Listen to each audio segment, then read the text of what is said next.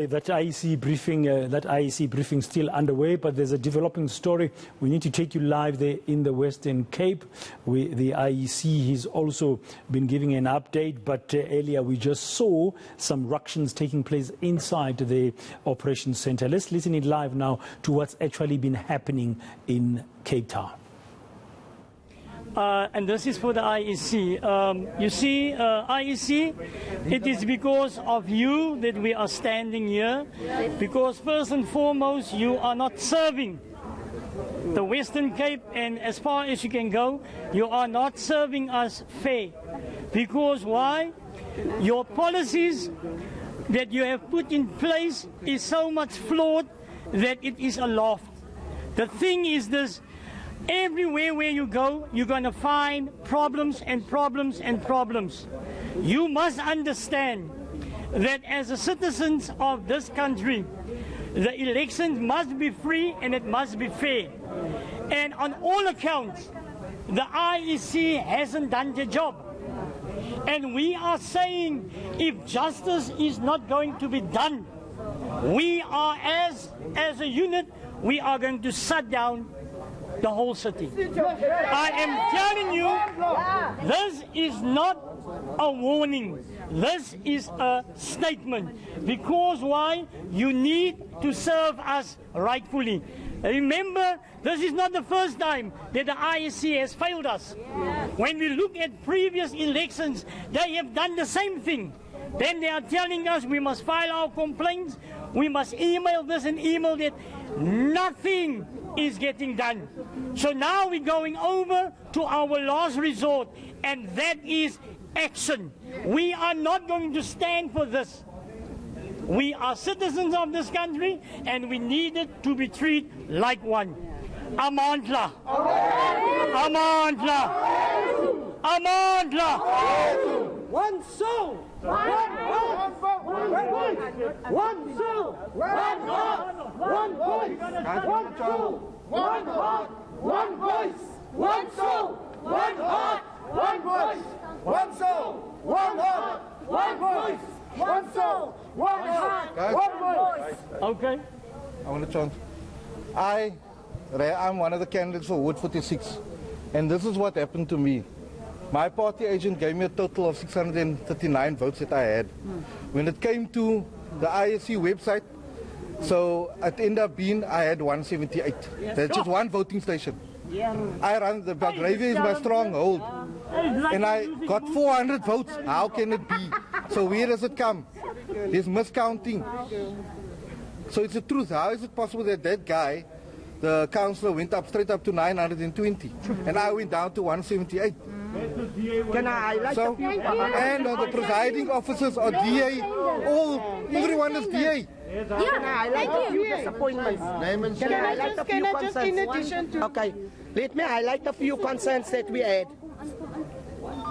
There was a time when the system was offline.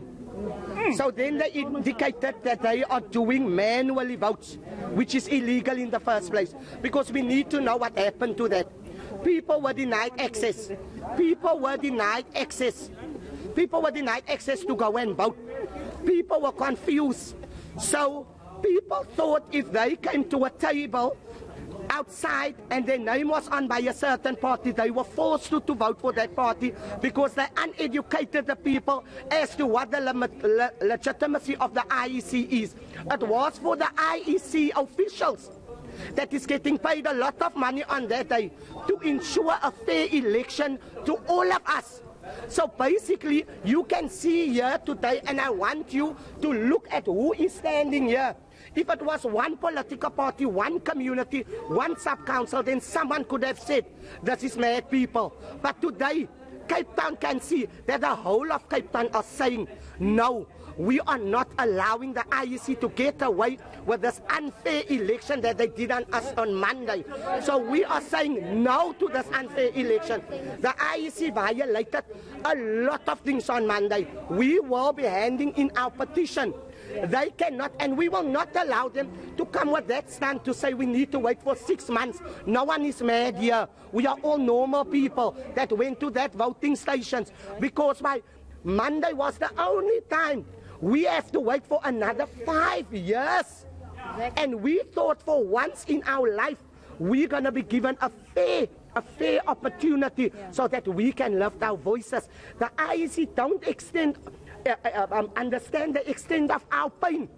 Living in the poor communities, going to sleep without nothing in our stomachs, and going to school barefoot. They are not there when the gun goes off to keep people in charge because of this unity, because of this honesty. We accept, because all of us cannot win. We are not that belittle. We accept that all of us cannot win. But what we will not accept is for the IEC to manipulate us and to think. Okay, we also want to say something. Excuse me? The IEC is not even allowing us inside. So what is the use? They are speaking live on national news with other voices of the people, because we are the people that must speak out.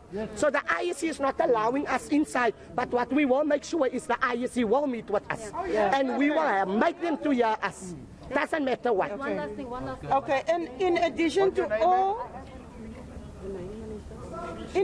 all what was said, in the beginning, the IEC said they got their jobs for jobless people. What we found was, and that was proof, that the IEC and the DA was in collaboration. All the DA supporters or DA members, they were working for the IEC on that day. At all the stations.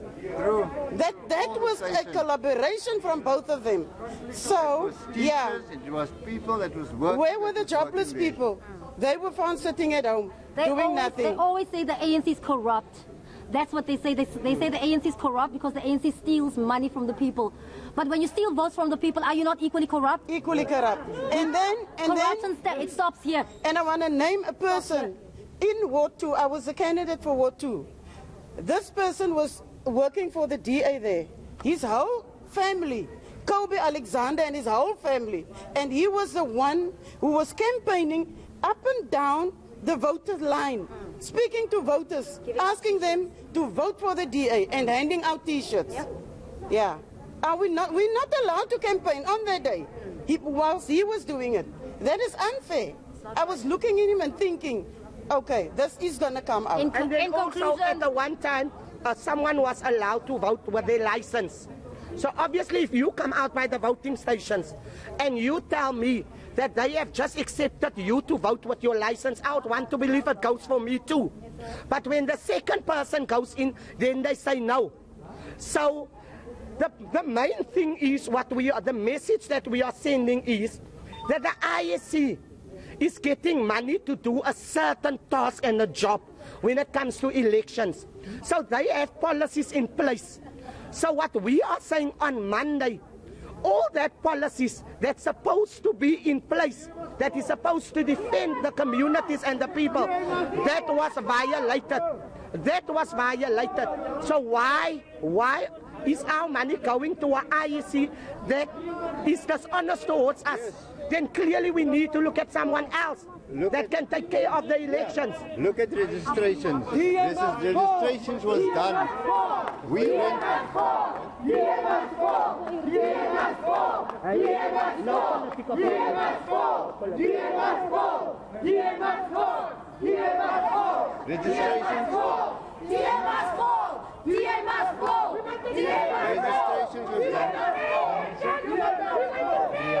And I was no political party. I'm here as a community activist, because why?